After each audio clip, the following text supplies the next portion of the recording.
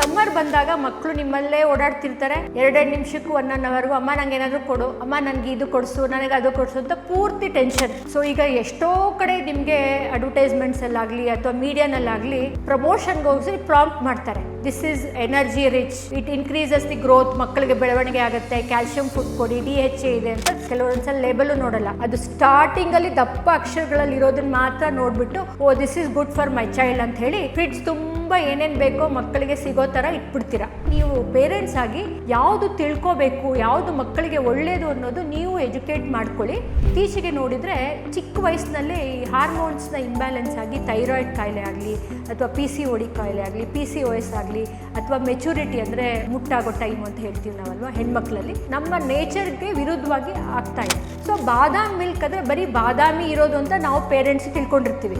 ಓ ನಾನು ಮಕ್ಕಳಿಗೆ ಬಾದಾಮಿ ಕೊಡ್ತಾ ಇದ್ದೀನಿ ಅಂತ. ಬಟ್ ಅದರಲ್ಲಿ ಅಡಗಿರುವಂತಹ ಶುಗರ್ ಆಗಲಿ ಅಥವಾ ಪ್ರಿಸರ್ವೇಟಿವ್ಸ್ ಆಗಲಿ ಅದು ಚಿಕ್ಕ ಚಿಕ್ಕ ಒಂದು ಲೇಬಲಲ್ಲಿ ಬರೆದಿರ್ತಾರೆ. ಸೊ ಅದನ್ನು ನಾವು ಓದೋದಿಲ್ಲ. ವಾಲ್ನಟ್ಸ್ ಇರುತ್ತೆ, ಬಾದಾಮಿ ಇರುತ್ತೆ ಅಂತ ಹೇಳಿ ಮಕ್ಕಳಿಗೆ ಎಲ್ಲ ಕೊಡ್ತಾ ಇದ್ದೀವಿ ಅಂತ ಒಂದು ಸಂತೋಷ ಇರುತ್ತೆ. ಬಟ್ ಓವರ್ ದ ಪೀರಿಯಡ್ ಮಕ್ಕಳು ದಪ್ಪ ಆಗ್ತಾ ಇದ್ದಾರೆ.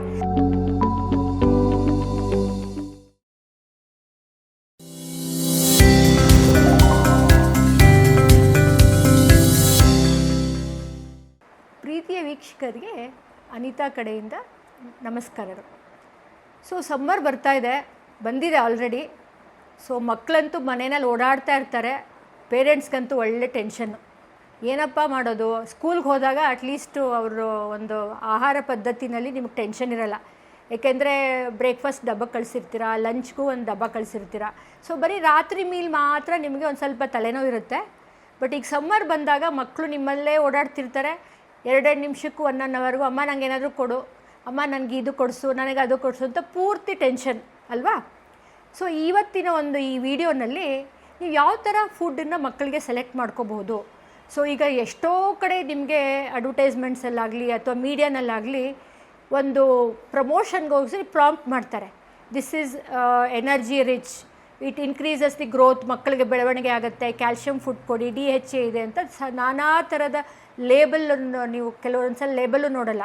ಅದು ಸ್ಟಾರ್ಟಿಂಗಲ್ಲಿ ದಪ್ಪ ಅಕ್ಷರಗಳಲ್ಲಿ ಇರೋದನ್ನ ಮಾತ್ರ ನೋಡಿಬಿಟ್ಟು oh this is good for my child ಅಂತ ಹೇಳಿ ಫ್ರಿಡ್ಜ್ ತುಂಬ ಏನೇನು ಬೇಕೋ ಮಕ್ಕಳಿಗೆ ಸಿಗೋ ಥರ ಇಟ್ಬಿಡ್ತೀರ. ಅದು ಜನರಲಾಗಿ ಎಲ್ಲರ ಮನೆಯಲ್ಲೂ ನಡೆಯುವಂಥ ವಿಚಾರ. ಪಾಪ ನಾನು ತಪ್ಪು ಅಂತ ಹೇಳಲ್ಲ. ಬಟ್ ಇದನ್ನು ಇನ್ನು ಸ್ವಲ್ಪ ಎಜುಕೇಷನ್ ಕೊಡ್ತಾಯಿದ್ದೀನಿ. ನೀವು ಪೇರೆಂಟ್ಸ್ ಆಗಿ ಯಾವುದು ತಿಳ್ಕೋಬೇಕು, ಯಾವುದು ಮಕ್ಕಳಿಗೆ ಒಳ್ಳೆಯದು ಅನ್ನೋದು ನೀವು ಎಜುಕೇಟ್ ಮಾಡ್ಕೊಳ್ಳಿ. ಈ ಎಜುಕೇಷನನ್ನು ನಿಮ್ಮ ಮಕ್ಕಳಿಗೆ ಟ್ರಾನ್ಸ್ಫರ್ ಮಾಡೋದ್ರಿಂದ ಮಕ್ಕಳಲ್ಲಿ ಬೆಳೀತಾ ಇರೋಂಥ ಈ ಒಬೇಸಿಟಿ ಪ್ರಾಬ್ಲಮ್ ಏನಿದೆಯಲ್ಲ ಅದು ಕಡಿಮೆ ಆಗುತ್ತೆ.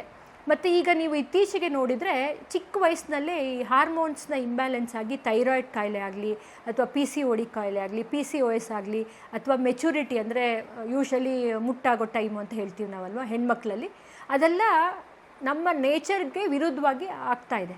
ಸೊ ಅದಕ್ಕೆಲ್ಲ ಏನು ಕಾರಣ? ಈ ಒಂದು ವಿಶೇಷವಾಗಿ ನಮಗೆ ರೆಡಿಯಾಗಿ ಸಿಗೋವಂಥ ಆಹಾರದಲ್ಲಿ ಈ ಹಿಡನ್ ಫ್ಯಾಕ್ಟ್ಸ್ ಅಂತ ಇರುತ್ತೆ. ಅಂದರೆ ಹಿಡನ್ ಫ್ಯಾಕ್ಟ್ಸ್ ಅಂದರೆ ನಮಗೆ ಹೇಳೋದು ಒಂದು ರೀತಿಯಲ್ಲಿ ಕೆಲವು, ಇವಾಗ ಬಾದಾಮಿ ಅಂತ ಹೇಳೋಣ, ಮಿಲ್ಕ್ ಅಂತ ಹೇಳೋಣ. ಸೊ ಬಾದಾಮಿ ಮಿಲ್ಕ್ ಅಂದರೆ ಬರೀ ಬಾದಾಮಿ ಇರೋದು ಅಂತ ನಾವು ಪೇರೆಂಟ್ಸ್ ತಿಳ್ಕೊಂಡಿರ್ತೀವಿ. ಓ ನಾನು ಮಕ್ಕಳಿಗೆ ಬಾದಾಮಿ ಕೊಡ್ತಾ ಇದ್ದೀನಿ ಅಂತ. ಬಟ್ ಅದರಲ್ಲಿ ಅಡಗಿರುವಂತಹ ಶುಗರ್ ಆಗಲಿ ಅಥವಾ ಪ್ರಿಸರ್ವೇಟಿವ್ಸ್ ಆಗಲಿ ಅದು ಚಿಕ್ಕ ಚಿಕ್ಕ ಒಂದು ಲೇಬಲಲ್ಲಿ ಬರೆದಿರ್ತಾರೆ. ಸೊ ಅದನ್ನು ನಾವು ಓದೋದಿಲ್ಲ. ಸೊ ವಾಲ್ನಟ್ಸ್ ಇರುತ್ತೆ, ಬಾದಾಮಿ ಇರುತ್ತೆ ಅಂತ ಹೇಳಿ ಮಕ್ಕಳಿಗೆ ಎಲ್ಲ ಕೊಡ್ತಾ ಇದ್ದೀವಿ ಅಂತ ಒಂದು ಸಂತೋಷ ಇರುತ್ತೆ. ಬಟ್ ಓವರ್ ದ ಪೀರಿಯಡ್ ಮಕ್ಕಳು ದಪ್ಪ ಆಗ್ತಾ ಇದ್ದಾರೆ. ಸೊ ಇದು ಎಲ್ಲರ ಮನೆಯಲ್ಲಿ ಆಗೋವಂಥ ವಿಚಾರ. ಸೊ ಅದಕ್ಕೆ ಇವತ್ತಿನ ರೀತಿ ಈ ಒಂದು ಸಂಚಿಕೆಯಲ್ಲಿ ಲೇಬಲ್ನ ಹೆಂಗೆ ಓದೋದು, ಯಾವುದು ಹಿಡನ್ ಫ್ಯಾಕ್ಟ್ಸ್ನ ನೀವು ಗಮನಿಸ್ಕೋಬೇಕಾಗತ್ತೆ, ಯಾವುದು ಮಕ್ಕಳಿಗೆ ನೀವು ಆ ಥರ ಫುಡ್ ಪ್ರಾಡಕ್ಟ್ಸು ಕೊಟ್ಟರೂ ನಿಶ್ಚಿಂತೆಯಾಗಿ ಕೊಡ್ಬೋದು ಅನ್ನೋ ಒಂದು ವಿಚಾರಗಳನ್ನ ತಿಳಿಸ್ಕೊಡೋಣ. ಈಗ ಸಿಂಪಲ್ಲಾಗಿ ಈಗ ಲೇಬಲ್ನ ನಾನು ತೋರಿಸ್ತೀನಿ, ಒಂದು 2-3 ಲೇಬಲ್ ತೋರಿಸ್ತೀನಿ. ನಿಮಗೆ ಅದರಲ್ಲಿ ಸ್ವಲ್ಪ ಈಸಿಯಾಗಿ ಅರ್ಥ ಆಗುತ್ತೆ. ನೋಡಿ, ಇದು ಸಿಂಪ್ಲೆಸ್ಟ್ ಲೇಬಲ್. ನೀವು ಇದು ನೋಡಿದರೆ ಇದರಲ್ಲಿ ಬರೀ 2 ಭಾಗ ಕಾಣಿಸುತ್ತೆ. ಸೊ ಇದು ನೀವು ಬೇರೆ ಲೇಬಲ್ಸು ತೋರಿಸ್ತೀನಿ, ನಿಮಗೆ ಡಿಫ್ರೆನ್ಸ್ ಗೊತ್ತಾಗುತ್ತೆ. ಈ ಲೇಬಲ್ಗೂ ನೀವು ಡಿಫ್ರೆನ್ಸ್ ನೋಡಿದರೆ ಈ ಲೇಬಲ್ಲಿ ಸಾಕಷ್ಟು ಇಂಗ್ರೀಡಿಯೆಂಟ್ಸ್ ಇದೆ ನೋಡಿ. ಓಟ್ಸು, ಈ ಥರ ಕ್ಯಾಂಡ್ ಫುಡ್ಸು, ಫ್ರೂಟ್ ಆ್ಯಸಿಡ್ ರೆಗ್ಯುಲೇಟರ್ಸು, ಮತ್ತು ಎಮಲ್ಸಿಫೈಯರ್ಸು, ಹನಿ, ಆ ಥರ ಹಿಡನ್ ಶುಗರ್ಸ್ ಇರುತ್ತೆ. ಸೊ ಈ ಥರ ಆಹಾರ ನೀವು ಸೆಲೆಕ್ಟ್ ಮಾಡಿದಾಗ ಈ ಥರ ತುಂಬ ಇಂಗ್ರೀಡಿಯೆಂಟ್ಸ್ ಇರೋ ಅಂತಹ ಲೇಬಲ್ಸ್ ಇರೋವಂಥ ಫುಡ್ಡನ್ನ ಆದಷ್ಟು ಕಡಿಮೆ ಮಾಡ್ಕೊಳ್ಳಿ. ಅದೇ ನೀವು ಈ ಲೇಬಲ್ಸ್ ತೊಗೊಂಡ್ರೆ ನೀವು ನೋಡಿ ಇಲ್ಲಿ 5 ರಿಂದ 6 ಇಂಗ್ರೀಡಿಯೆಂಟ್ಸ್ ಇದೆ. ನೋಡಿದ್ರೆ ಇದು ರೋಲ್ಡ್ ಓಟ್ಸು ಮತ್ತು ವಾಲ್ನಟ್ಸು, ಬೇರೆ ಥರ ಯಾವುದೇ ಥರದ ಒಂದು ಪ್ರಿಸರ್ವೇಟಿವ್ ಆ್ಯಡ್ ಆಗಿಲ್ಲ ಈ ಲೇಬಲಲ್ಲಿ. ಸೊ ಈ ರೀತಿ ಆಗಿರೋದು ನೀವು ಚೂಸ್ ಮಾಡ್ಕೋಬೇಕಾದ್ರೆ, ನೀವು ಹೊರಗಡೆ ಫುಡ್ಡು ಕೊಡಬಾರ್ದು ಅಂತ ನಾನು ಹೇಳ್ತಾ ಇಲ್ಲ, ಯಾವಾಗಲೂ ಮನೆ ಫುಡ್ ಮಾಡೋದು ಕಷ್ಟ ಆಗುತ್ತೆ, ಬಟ್ ನೀವು choosing of food is very important. So ಈ ಥರ ತುಂಬ ಪ್ರಿಸರ್ವೇಟಿವ್ ಆಗಿರೋವಂಥದ್ದು, ಹಿಡನ್ ಫ್ಯಾಕ್ಟ್ಸ್ ಇರೋವಂತಹ ಶುಗರ್ಸು, ಈಗ ಮ್ಯಾಪಲ್ಸ್ ಸಿರಪ್ ಅಂತ ಇರುತ್ತೆ, ಆಮೇಲೆ ಮಾಲ್ಟೋಡೆಕ್ಸ್ಟ್ರಿನ್ಸ್ ಅಂತ ಇರುತ್ತೆ, ಇದೆಲ್ಲನೂ ಹಿಡನ್ ಶುಗರ್ಸು. ಮಕ್ಕಳಿಗೆ ಶುಗರ್ ಕೊಡ್ತಾ ಇಲ್ಲ ಅಂತ ಒಂದು ಆಸೆ ತಂದೆ ತಾಯಿಗಳಲ್ಲಿರುತ್ತೆ, ಬಟ್ ಈ ರೀತಿಯಾದ ಹಿಡನ್ ಶುಗರ್ ಕೊಡ್ತಾ ಇರೋದು ಅವರಿಗೆ ಅವೇರ್ನೆಸ್ ಇರಲ್ಲ. ಸೊ ಹಾಗಾಗಿ ಈ ರೀತಿ ತುಂಬ ಇಂಗ್ರೀಡಿಯೆಂಟ್ಸ್ ಇರುವಂಥ ಪದಾರ್ಥಗಳಲ್ಲಿ ಇರುವಂತಹ ಒಂದು ಫುಡ್ಡನ್ನು ಆದಷ್ಟು ಕಡಿಮೆ ಮಾಡ್ತಾ ಬನ್ನಿ ನೀವು ತೊಗೊಳ್ಳೋದು. ಸೊ ಈ ಥರ ಸಿಂಪಲಾಗಿ ಇವಾಗ ಬರವಣಿಗೆಯಲ್ಲಿ ಅಂದರೆ ಡೈರೆಕ್ಟು ನ್ಯಾಚುರಲ್ ಪ್ರಾಡಕ್ಟ್ಸ್ನ ಬರೆದಿರ್ತಾರಲ್ವ, ಆ ಥರ ಫುಡ್ಸ್ನ ನೀವು ಸೆಲೆಕ್ಟ್ ಮಾಡಿ ಮಕ್ಕಳಿಗೆ ಆದಷ್ಟು ಮನೆ ಫುಡ್ಡೇ ನಾವು ಪ್ರಮೋಟ್ ಮಾಡ್ತೀವಿ. ಬಟ್ ಒಂದೊಂದು ಸಲ ಏನು ಮಾಡೋಕ್ಕಾಗಲ್ಲ, ಪಾಪ ಮಕ್ಕಳು ತುಂಬ ಜನ ಬೆರೀತಾ ಇರ್ತಾರೆ, ಫ್ರೆಂಡ್ಸ್ಗೆ ಆಸೆ ಪಟ್ಟು ಕೇಳ್ತಾರೆ. ಸೊ ಆ ಥರ ಈ ಲೇಬಲ್ನ ಓದೋದನ್ನು ನೀವು ಅಭ್ಯಾಸ ಮಾಡ್ಕೊಳ್ಳಿ. So this is A simple label. So ಈ ಲೇಬಲ್ಲು ಆ ಲೇಬಲ್ಗಿಂತ ಇದೊಂದು ಚೂರು ಎಕ್ಸ್ಟ್ರಾ ಇನ್ಫಾರ್ಮೇಷನ್ಸು ಇರುತ್ತೆ, ಬಟ್ ಎನಿ ಎಜುಕೇಟೆಡ್ ಪೇರೆಂಟು ಇದನ್ನು ಅರ್ಥ ಮಾಡ್ಕೊಳ್ಳೋ ಹಾಗೆ ಇರುತ್ತೆ, ತುಂಬ ನಿಮಗೇನು ಕಾಂಪ್ಲಿಕೇಶನ್ ಇರಲ್ಲ. ಸೊ ಇವಾಗ ಇದರಲ್ಲಿ ನೋಡಿ, ಲಿಮಿಟ್ ದೀಸ್ ನ್ಯೂಟ್ರಿಯೆಂಟ್ಸ್ ಇರೋವಂಥದ್ದು ಅಂದರೆ ಇವಾಗ ಟೋಟಲ್ ಫ್ಯಾಟು ಕಡಿಮೆ ಇರೋದಂತೂ ಸೆಲೆಕ್ಟ್ ಮಾಡ್ಕೊಳ್ಳಿ. ಸೊ ಆದಷ್ಟು 10 ಗ್ರಾಮ್ಸು 15 ಗ್ರಾಮ್ಸ್ ಆ ಥರ ಸೆಲೆಕ್ಟ್ ಮಾಡ್ಕೊಳ್ಳಿ. ಅದರಲ್ಲಿ ಸ್ಯಾಚುರೇಟೆಡ್ ಫ್ಯಾಟ್ ಅಂತ ಇರುತ್ತಲ್ಲ, ಈ ಸ್ಯಾಚುರೇಟೆಡ್ ಫ್ಯಾಟು ಎಷ್ಟು ಕಡಿಮೆ ಇರೋವಂತಹ ಫುಡ್ಡು ನೀವು ಚಾಯ್ಸ್ ಮಾಡ್ತೀರೋ ಅಷ್ಟು ಒಳ್ಳೆಯದು. ಯಾಕಂದರೆ ಸ್ಯಾಚುರೇಟೆಡ್ ಫ್ಯಾಟ್ ಇಸ್ ಇಂಡೈರೆಕ್ಟಾಗಿ ಒಬೆಸಿಟಿ ಜಾಸ್ತಿ ಮಾಡೋವಂಥ ಬ್ಯಾಡ್ ಫ್ಯಾಟ್ ಅಂತ ಹೇಳ್ತೀವಿ. ಸೊ ನೀವು ಫ್ಯಾಟ್ನ ಸೆಲೆಕ್ಟ್ ಮಾಡ್ಕೋಬೇಕಾದ್ರೆ ಈ ಸ್ಯಾಚುರೇಟೆಡು ಟ್ರಾನ್ಸ್ ಫ್ಯಾಟ್ ಆ್ಯಸಿಡ್ ಇರೋವಂಥದ್ದನ್ನು ಎಷ್ಟು ಕಡಿಮೆ ಇದ್ದೋವಂಥ ಫುಡ್ಡು ನೀವು ತೊಗೊಂಡ್ರೆ ಅಷ್ಟು ಮಕ್ಕಳಿಗೆ ಒಳ್ಳೆಯದು. ಅದರಲ್ಲಿ ಪಾಲಿ ಅನ್ಸ್ಯಾಚುರೇಟೆಡ್ ಫ್ಯಾಟಿ ಆ್ಯಸಿಡ್ಸ್ ಅಂತಲೂ ಬರುತ್ತೆ. ಸೊ ಅದು ಇದು 2 ಫ್ಯಾಟ್ಗಿಂತ ಲಿಟಲ್ ಬೆಟರ್. ಆಮೇಲೆ ಎಲ್ಲದಕ್ಕಿಂತ ಇಂಪಾರ್ಟೆಂಟು ಈ ಸೋಡಿಯಂ ಕಂಟೆಂಟು. ಈ ಸೋಡಿಯಂ ಅಂದರೆ ಉಪ್ಪಿನ ಅಂಶ ಹೆಚ್ಚಾಗಿರುವಂತಹ, ನೋಡಿ ಇವಾಗ ಈ ಲೇಬಲ್ ನೋಡಿದರೆ ನಿಮಗೆ 0.5 ಗ್ರಾಮ್ಸ್ ಪರ್ ಸರ್ವಿಂಗ್. ಅಂದರೆ ಇವಾಗ ನಾವು ಒಂದು ಬಿಸ್ಕೆಟ್ನ ನಾವು ಏನು ಮಾಡ್ತೀವಿ ಕನ್ಸಿಡರ್ ಮಾಡೋದು 1 ಸರ್ವಿಂಗ್ ಅಂತ. ಸೊ ಇದು ನೀವು ಜಾಸ್ತಿ ಬಿಸ್ಕೆಟ್ಸ್ ತಿಂದಷ್ಟು ಇದರದ್ದು ಸೋಡಿಯಂ ಲೆವೆಲ್ಸ್ ಆಗಲಿ ಅಥವಾ ಫ್ಯಾಟ್ ಲೆವೆಲ್ಸ್ ಆಗಲಿ ಹೋಗ್ತಾ ಇರುತ್ತೆ. ಸೊ ಹಾಗಾಗಿ ನೀವು ಪ್ರತಿಯೊಂದು ಪರ್ ಸರ್ವಿಂಗ್ನ ಕ್ಯಾಲ್ಕುಲೇಟ್ ಮಾಡ್ಕೊಂಡು, ಅಂದರೆ ರಫಾಗಿ ಕ್ಯಾಲ್ಕುಲೇಟ್ ಮಾಡಿಕೊಂಡು ನೀವು ಎಷ್ಟು ಕಡಿಮೆ ಇರುವಂತಹ ಸೋಡಿಯಂ ವ್ಯಾಲ್ಯೂಸ್ ಇಲ್ಲಿ ಬರುತ್ತೋ ಅಷ್ಟು ಮಕ್ಕಳಿಗೆ ಉತ್ತಮ. ಸೊ ಇದನ್ನು ಆದಷ್ಟು ಲಿಮಿಟ್ ಮಾಡ್ಕೊಳ್ಳಿ. ಸೊ ಈ ಬೇರೆ ನ್ಯೂಟ್ರಿಯೆಂಟ್ಸ್ ಅಂದರೆ ಇಂಪಾರ್ಟೆಂಟು ಮಕ್ಕಳಲ್ಲಿ ಒಳ್ಳೆಯದು ಬೇಕಾಗಿರೋವಂಥದ್ದು, ಆದಷ್ಟು ಇದು ವಿಟಮಿನ್ಸ್ ಇರೋವಂಥ ಪದಾರ್ಥಗಳು. ಈಗ ವಿಟಮಿನ್ ಸಿ ಆಗಲಿ ಅಥವಾ ವಿಟಮಿನ್ ಎ ಆಗಲಿ, ಬಿ ಕಾಂಪ್ಲೆಕ್ಸ್ ವಿಟಮಿನ್ ಆಗಲಿ ಅಥವಾ ಕ್ಯಾಲ್ಶಿಯಮ್ ಆಗಲಿ, ಫೈಬರ್ ಆಗಲಿ, ಸೊ ಡಯಟ್ರಿ ಪ್ರೋಟೀನ್ ಆಗಲಿ, ಸೊ ಈ ಎಲ್ಲ ಪದಾರ್ಥಗಳಲ್ಲಿ ಕಾಣಿಸ್ಕೊಳ್ಳುವಂತಹ ಇಂಗ್ರೀಡಿಯೆಂಟ್ಸ್ನ ಪರ್ಸೆಂಟೇಜ್ ಜಾಸ್ತಿ ಇದ್ದರೆ ಅಂತಹ ಫುಡ್ಡನ್ನು ನೀವು ಸೆಲೆಕ್ಟ್ ಮಾಡ್ಕೊಳ್ಳಿ. ಸೊ ಈ ಥರ ಸೆಲೆಕ್ಷನ್ ಮಾಡ್ಕೋಬೇಕಾದ್ರೆ ಆದಷ್ಟು ಇದು ನೀವು ಒಂದು ದಿನದಲ್ಲಿ ಪಾಪ ನಿಮಗೆ ಲೇಬಲ್ ಓದಲಿಕ್ಕೆ ಕಷ್ಟ ಆಗುತ್ತೆ, ಬಟ್ ನೀವು ಅದನ್ನು ಅಭ್ಯಾಸ ಮಾಡ್ಕೋತಾ ಬಂದರೆ ಅದೇನಾಗುತ್ತೆ, ನಿಮ್ಮ ಮಕ್ಕಳಲ್ಲೂ ಅದು ಟ್ರಾನ್ಸ್ಫರ್ ಆಗುತ್ತೆ.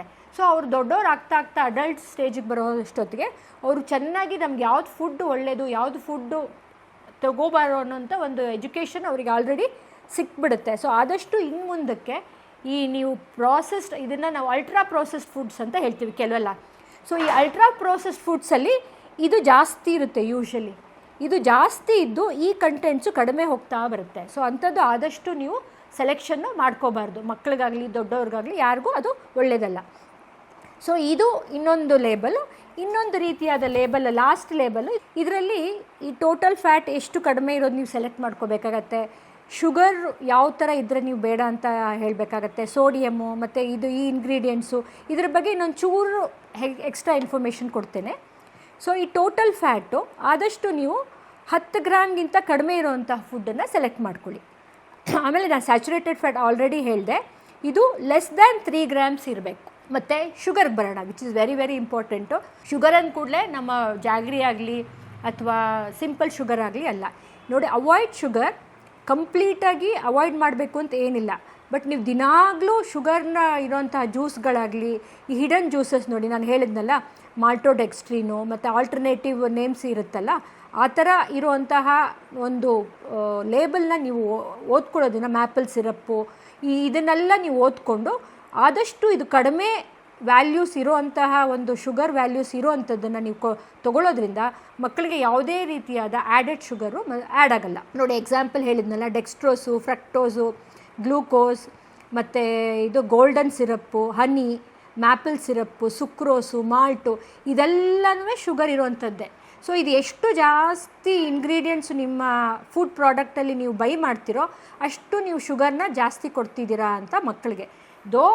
ನಿಮ್ಮ ಮನೆಯಲ್ಲಿ ಪಾಪ ನೀವು ಸ್ವೀಟ್ಸ್ ಕೊಡದೆ, ಯಾವುದು ಶುಗರ್ ಹಾಕದೆ, ಹಾಲು ಕೊಡದೆ ಇದ್ದರೂ ಈ ಥರ ಜಾಸ್ತಿ ಇರುವಂತಹ ಪ್ರಾಡಕ್ಟ್ಸ್ನ ನೀವು ಸೆಲೆಕ್ಟ್ ಮಾಡ್ತಿದ್ರೆ ಅದು ನೀವು ತೊಗೊಳ್ಳೋ ಮನೆಯಲ್ಲಿ ಫುಡ್ಡು ವೇಸ್ಟ್ ಆಗುತ್ತೆ.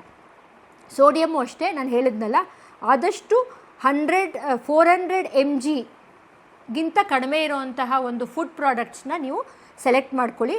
ಕೆಲವೊಂದು ಸಲ 875 mg, 900 mg, 1100 mgವರೆಗೂ ಒಂದು ಪ್ಯಾಕೆಟಲ್ಲೇ ಇರುತ್ತೆ. ಇವಾಗ ಒಂದು ಚಿಪ್ಸ್ ತೊಗೊಳ್ತೀವಿ ನಾವು, ಮಕ್ಕಳು ಯೂಶಲಾಗಿ ಒಂದು ಚಿಪ್ಸ್ನ 1 ನಿಮಿಷಕ್ಕೆ ಖಾಲಿ ಮಾಡಿಬಿಡ್ತಾರೆ. ಸೊ ಒಂದು ಚಿಪ್ಸ್ ಪ್ಯಾಕೆಟಲ್ಲೇ 1000 mg ಇರುತ್ತೆ. ಸೊ ಆ ಥರ ಚಿಪ್ಸ್ನ ಆದಷ್ಟು ಅವಾಯ್ಡ್ ಮಾಡಿ.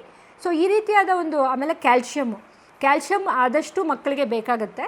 ಸೊ ಕ್ಯಾಲ್ಶಿಯಮ್ ಒಂದು 100 grams ಕ್ಯಾಲ್ಶಿಯಮ್ ಇರೋವಂಥದ್ದು food products is very good for the children. ಅದೇ ರೀತಿಯಾದ quick energy. So quick energy ನಮಗೆ ಯಾವಾಗ ಬರುತ್ತೆ? ಯೂಶಲಿ ಶುಗರ್ ಜಾಸ್ತಿ ಇದ್ದಾಗ. ಸೊ ಅದನ್ನು ಕಾಳುಗಳು ಮತ್ತು ನಮ್ಮ ಸೀರಿಯಲ್ನಲ್ಲಿ ಸಿಗೋವಂಥ ಕ್ವಿಕ್ ಎನರ್ಜಿ, ಈಗ ಬಾಳೆಹಣ್ಣಾಗಿರ್ಬೋದು, ಆ ಥರ ಫುಡ್ಡನ್ನು ನೀವು ಕ್ವಿಕ್ ಎನರ್ಜಿಗೋಸ್ಕರ, ಅದು ಡೇಟ್ಸು, ಆ ಥರ ಕಿಸ್ಮಿಸ್ ಅಂದರೆ ಒಣದ್ರಾಕ್ಷಿ, ಆ ಥರ ಫುಡ್ ಇಂಗ್ರೀಡಿಯೆಂಟ್ಸ್ ಇದೆಯಾ ಅಂತ ಚೆಕ್ ಮಾಡ್ಕೊಳ್ಳಿ. ಬಟ್ ಸಿಂಪಲ್ ಶುಗರಲ್ಲಿ ಎನರ್ಜಿ ಬೂಸ್ಟ್ ಮಾಡಿರೋಂತಹ ಇಂಗ್ರೀಡಿಯೆಂಟ್ಸ್ನ ಇರೋವಂಥ ಲೇಬಲ್ನ ನೀವು ಓದಿ ಆದಷ್ಟು ಅವಾಯ್ಡ್ ಮಾಡ್ಕೊಳ್ಳಿ.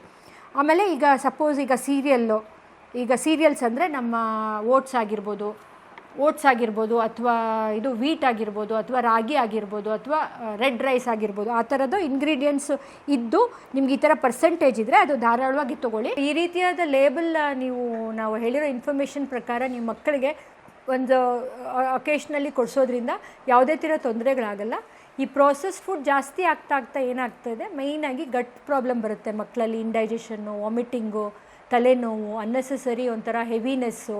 ಸೊ ಹಾಗಾಗಿ ಈ ಇನ್ಫಾರ್ಮೇಷನ್ ನಿಮಗೆ ತುಂಬ ಇಂಪಾರ್ಟೆಂಟ್ ಅನಿಸ್ತು. ಯಾಕಂದರೆ ನಾನು ಹೇಳಿದ್ನಲ್ಲ.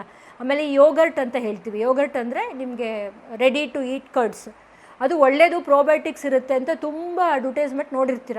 ಬಟ್ ಯೋಗರ್ಟಲ್ಲಿ ಈ ಹಿಡನ್ ಫ್ಯಾಕ್ಟ್ಸ್ ಇರುತ್ತೆ, ಓದ್ಕೊಳ್ಳಿ ಇನ್ಮೇಲೆ. ಆ ಹಿಡನ್ ಫ್ಯಾಕ್ಟ್ಸ್ ಇರೋವಂಥದ್ದು ಕಡಿಮೆ ಇರೋಂತಹ ಯೋಗರ್ಟ್ನ ಬಳಸ್ಕೊಳ್ಳಿ. ಯಾಕೆಂದರೆ ನೀವು ಫ್ಲೇವರ್ಡ್ ಯೋಗರ್ಟ್ ಕೊಡೋದು ಒಂದೇ, ಆಲ್ಮೋಸ್ಟು ಸಕ್ಕರೆ ತಿನ್ನಿಸೋದು ಒಂದೇ ಮಕ್ಕಳಿಗೆ. ನೀವು ಅದರಲ್ಲಿರೋ ಪ್ರೋಬಯೋಟಿಕ್ಸ್ ಏನೂ ಸಿಗೋದಿಲ್ಲ. ಅದೇ ರೀತಿ ರೆಡಿ ಟು ಈಟ್ ಇದು ಬರುತ್ತೆ, ಅಂದರೆ ಈಗ ಬಾದಾಮ್ ಹಾಕಿರೋ ರೆಡಿ ಟು ಈಟ್ ಸೀರಿಯಲ್ಸ್ ಅಂತ ಹೇಳ್ತೀವಿ. ಅಂದರೆ ಹಾಲು ಹಾಕ್ಬಿಟ್ಟು ಮಿಕ್ಸ್ ಮಾಡಿ ಮಕ್ಕಳಲ್ಲಿ ಕೊಡಿಸೋವಂತಹ ಒಂದು ಬ್ರೇಕ್ಫಾಸ್ಟ್ ಐಟಮ್ಸು.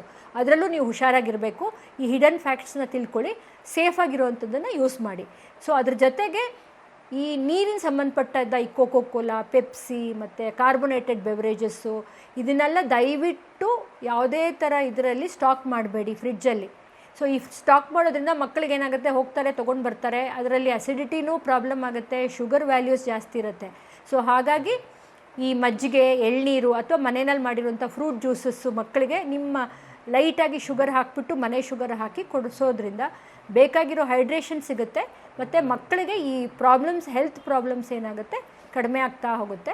ನಟ್ಸ್ ಕೊಡಿ, ಮನೆಯಲ್ಲಿ ಇರೋವಂಥ ನಟ್ಸು ಮತ್ತು ಈ ಚಿಕ್ಕಿ ಅಂತ ಹೇಳ್ತೀವಲ್ಲ, ಕಡಲೆಕಾಯಿ ಮಿಠಾಯಿ ಮತ್ತು ಇದು ಎಳ್ಳಿಂದು ಮಿಠಾಯಿಗಳು, ಈ ಥರ ಸಿಹಿ ಅಂಶ ಮನೆಯಲ್ಲೇ ಮಾಡಿರೋದು, ಅಥವಾ ಹೊರಗಡೆ ನಾನು ಹೇಳಿದ್ನಲ್ಲ ಈ ಥರ ಕಡಿಮೆ ಲೇಬಲ್ ಇರುವಂತಹ ವಿಚಾರಗಳನ್ನ ನೀವು ತಿಳ್ಕೊಂಡಿದ್ದೀರಾ ಈಗ, ಆ ಥರದ್ದು ಪ್ರಾಡಕ್ಟ್ಸ್ ರೆಡಿ ಟು ಈಟ್ ಇದ್ದರೂ ತೊಂದರೆ ಇಲ್ಲ.